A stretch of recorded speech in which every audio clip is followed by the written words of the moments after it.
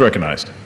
I thank the ranking member on the subcommittee for yielding, and he has already explained in detail what is important about this legislation. First, reauthorization since the creation of the agency, streamlining of rate dispute processes, the potential of arbitration in the future, enlarging the board so they can be more facile in terms of making decisions without violating, public meetings laws.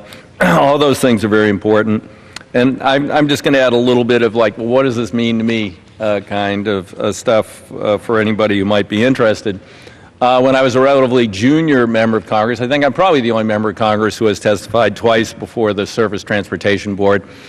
And we had a huge crisis in the West.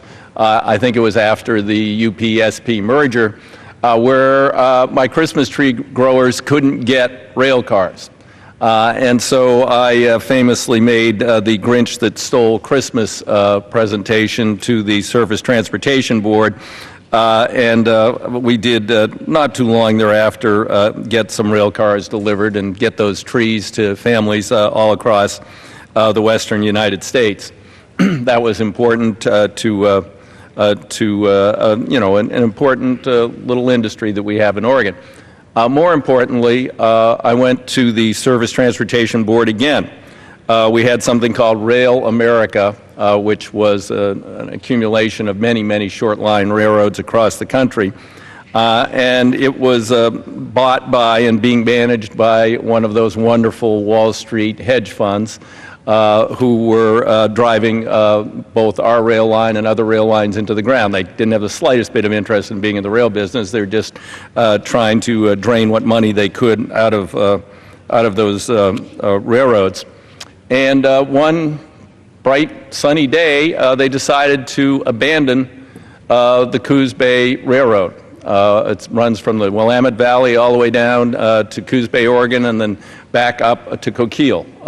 And it covers about 150 miles.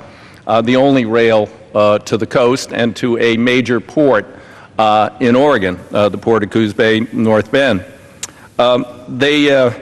They managed to get their equipment back, but they stranded rail cars full of lumber and other goods by saying, sorry, it's done.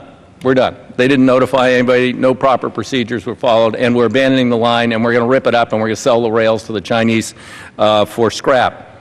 That didn't come to pass. I got together with the then governor, and we brought some legal clout to the table. We partnered with the Port of Coos Bay, North Bend, and said, what if we can get federal money and state money and buy this railroad? The hedge fund said they weren't interested. They thought they could make more money by ripping it up, selling the right-of-way, and selling the scrap steel to China. So I went to the Surface Transportation Board, and the Surface Transportation Board made the hedge fund sell the railroad as a railroad. As decrepit as it was an incredibly critical piece of infrastructure. And I took one of those horrible earmarks that we don't do around here anymore that I had gotten to improve the rail bridge over the harbor and got that converted in a technical correction to money to help purchase the railroad from this rotten hedge fund. And the state partnered and the port became the operator. And last year, the Coos Bay Rail Link got the Small Line Operator of the Year award. It is providing tremendous economic benefit and future for the south coast of my district. And absent the regulators, I mean, we all want to carry on about how bad regulators are, but when you have abusers out there, like hedge funds that buy up critical infrastructure and couldn't give a damn about them, we need people like the Surface Transportation Board to preserve critical assets for our communities. So I'm thrilled to be here today to reauthorize for the first time the Surface Transportation Board, streamline them, enhance their capabilities so that in the future other aggrieved communities or business sectors can go to the STB and get quick judgment when they need and deserve it. So with that, I would yield back the balance of my time.